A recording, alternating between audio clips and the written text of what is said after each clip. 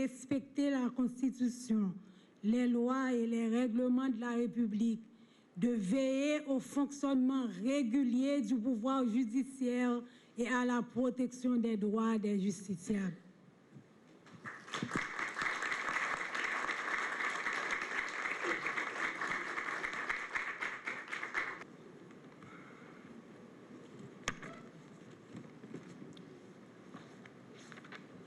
Monsieur le Président de la République, Messieurs les présidents du Sénat et de la Chambre des députés, Messieurs les juges de la Cour de cassation, Mesdames, Messieurs les membres du Conseil supérieur du pouvoir judiciaire, Monsieur le ministre de la Justice et de la Sécurité publique, Messieurs les directeurs généraux, Mesdames, Messieurs. Le 3 juillet 2012 demeure une date mémorable dans l'histoire de la justice haïtienne. C'est tout à l'honneur du président de la République, Joseph Michel Martelly, qui, après avoir pourvu la Cour de cassation de quelques 6 juges qui manquaient, a pris les taureaux par les cornes et a fait exécuter la loi du 13 novembre 2007 et a ainsi donné naissance au Conseil supérieur du pouvoir judiciaire. Plein de joie et de fierté, en ma qualité de président du Conseil, je déclarais qu'une page était tournée et que désormais, rien ne pouvait se faire comme avant. J'ai dit alors que c'était l'an 1 de l'indépendance de la justice haïtienne. Et j'y crois. Maintenant que le corps judiciaire, ayant à sa tête le ministre de la Justice, devient le pouvoir judiciaire parce que muni, comme l'exécutif et le législatif, de son organe de gestion, d'administration, de contrôle, de discipline, qu'est le CSPJ, on pouvait s'attendre à un revirement positif de la situation judiciaire. Pourtant, les choses n'ont pas bougé au rythme qu'on l'espérait. Les jours se succèdent et le mandat du vice-président du Conseil, l'honorable juge de la Cour de cassation, Antoine Noguès, est arrivé à terme. Il ne peut plus siéger ni à la Cour, ni au Conseil. La Cour de cassation a dû se réunir en assemblée pour délibérer. Et le 11 juin 2014, les juges la formant ont désigné le juge Wendell Coctello pour le remplacer. Il est vrai que nous regrettons le départ du juge Antoine Noguès, dont l'expérience nous était très utile, mais il faut appliquer la loi, c'est le jeu de la démocratie.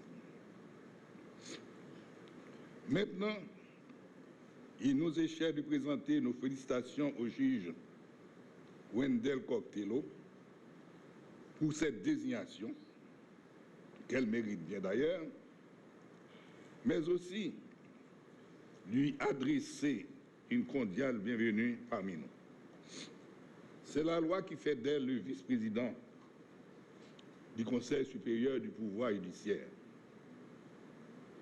Nous souhaitons que le juge Wendell Koch remplace avantageusement le vice-président sortant, qu'elle s'arme de courage et que Dieu lui accorde toute l'intelligence dont elle a besoin Cela pour le plus grand bien du Conseil supérieur du pouvoir judiciaire. Mesdames, Messieurs, la vie est faite de difficultés et il s'agit pour nous de scindre les reins pour les surmonter. Les conseillers doivent toujours regarder par-delà certains détails dans la même direction, l'indépendance de la justice qui n'a jamais été mise en cause. D'autant plus que le président de la République, Joseph Michel Martelly, à mon avis,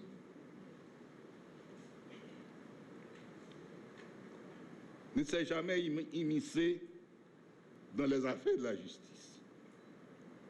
Nous souhaitons qu'il ne monte à la pensée des conseillers de prendre la porte et d'isoler les cadres qui restent et qui ne peuvent rien décider sans violer l'article 13 de la loi du 13 novembre 2007. Vous voici réunis ce matin pour assister à ma prestation de serment en ma qualité de vice-président du Conseil supérieur du pouvoir judiciaire. Qu'il me soit donc permis de remercier son Excellence, M. Joseph Michel Martelly, président de la République, le Premier ministre, le président de la Cour de cassation et du CSPJ, le vice-président de la Cour de cassation et mes collègues juges de la Cour de cassation qui ont fait choix de moi pour remplir cette fonction combien noble et difficile. Noble puisque le pouvoir est divin, car dit la Bible, tout pouvoir vient de Dieu. Difficile en raison de multiples tâches qui m'incombent. Je salue également le vice-président sortant, mon illustre professeur à la faculté, Maître Antoine Norguès, qui a contribué à ma formation et qui m'a passé cette symphonie inachevée. Mesdames et messieurs, le CSPJ, déjà arrivé trop tard dans un monde trop vieux, doit pouvoir bien jouer le rôle à lui confié par la loi, malgré les problèmes auxquels il fait face. Chers membres du CSPJ, nous devons nous unir pour faire avancer la justice de notre cher pays. La nation ne peut plus continuer à perdre confiance en nous.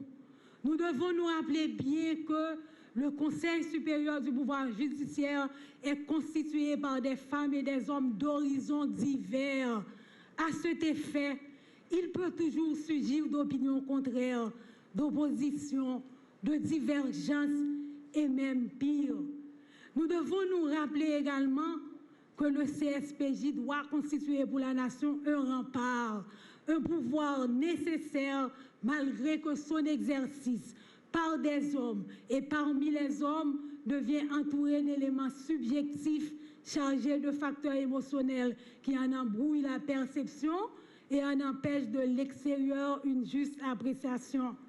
Les décisions prises par le CSPJ durant ces deux années d'existence et le discours du président du CSPJ illustrent parfaitement bien la situation. Mesdames, Messieurs, la justice ne vit pas de scandale, elle en meurt, a dit Exerviller.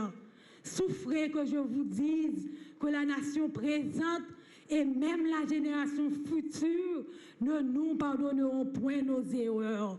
Que donc ressaisissons-nous pour que notre mission soit dignement et valablement accomplie.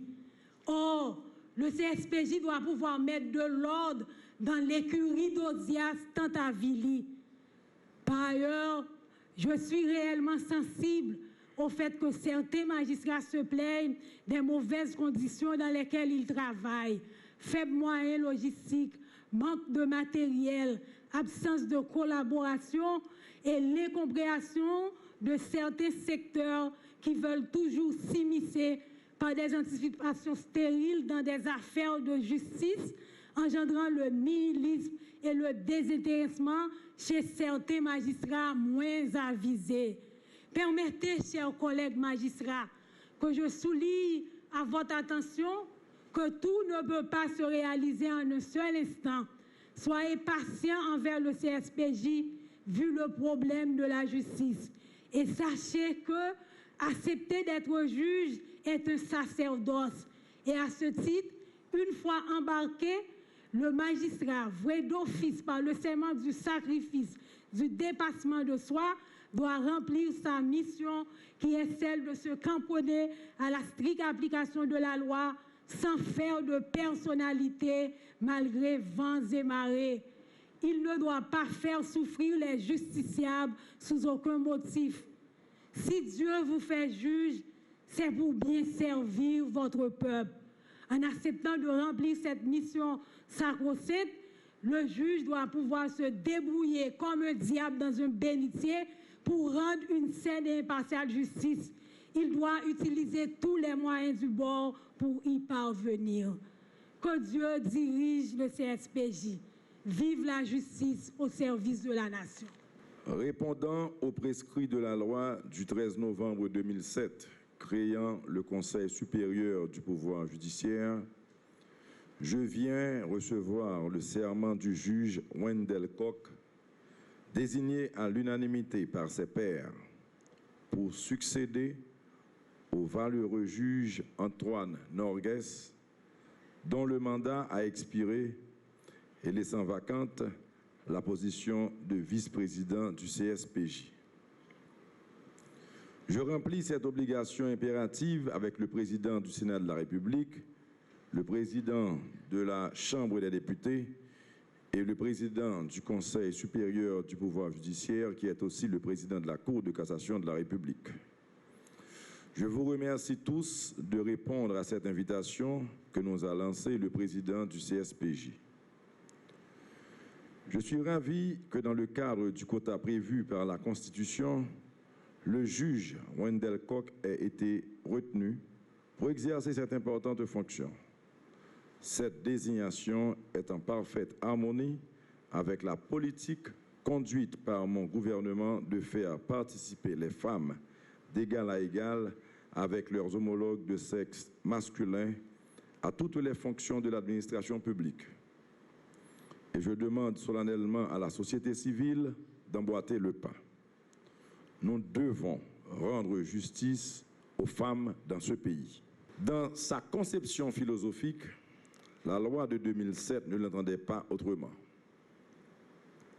Malheureusement, avant même la constitution du CSPJ, les amendements constitutionnels de mai 2011 l'ont impliqué dans le processus de la formation du Conseil électoral permanent et le place au sein d'une polémique dont la fièvre électorale passionnée dans notre pays est coutumière.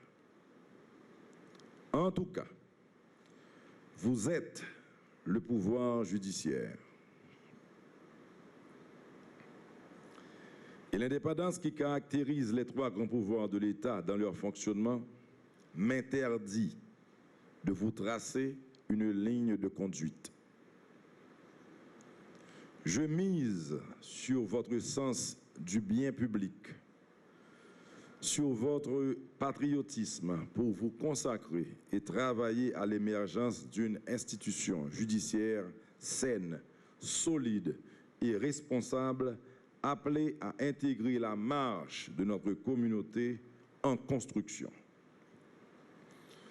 Pour ma part, je ne manquerai pas d'apporter mon ferme et fervent appui à tous ceux-là qui s'engagent à rendre la justice à qui justice est due, sans considération du degré de fortune, de rang social et sans discrimination d'aucune sorte.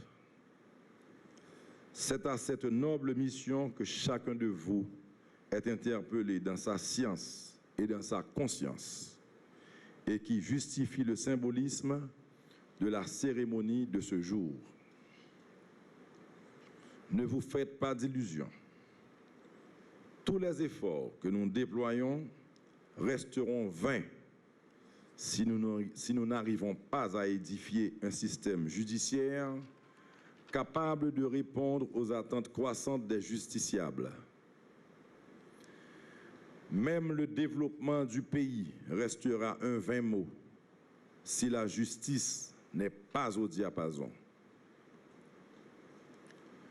Le système judiciaire qui doit prendre place et auquel nous rêvons n'est nullement l'affaire du CSPJ, du Parlement ou du gouvernement, mais bien l'affaire de la société en général et de tous les professionnels du droit en particulier. Mon vœu le plus cher, c'est que tous s'y mettent pour hâter l'implantation d'un véritable état de droit dans le pays. Je veux terminer en saluant une nouvelle fois la nomination de Maître Wendell Koch et j'exhorte la prestigieuse entité qu'elle a rejointe de se vouloir toujours à la hauteur de ses devoirs collectifs envers la communauté nationale. Je réitère aux distingués membres du Conseil supérieur du pouvoir judiciaire mes vœux de succès continu dans l'accomplissement de leurs nobles tâches. Et à chacun de vous, je souhaite donc bonne chance. Que le Très-Haut vous inspire et vous éclaire dans votre rude besogne. Je vous remercie tous.